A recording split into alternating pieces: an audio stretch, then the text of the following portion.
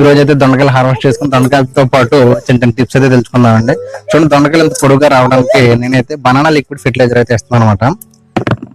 అరటి తొక్కల ద్రావణం, అరటి తొక్కల్ని పొలిపెట్టి ద్రావణం కింద చేసి ఎవరి 15 days ఒకసారి ఇస్తున్నాను. అలాగే పూత అనేది నిలబడడానికి మనం పొల్లటి మజ్జిగ అనేది స్ప్రే చేసుకుంటూ ఉండాలి.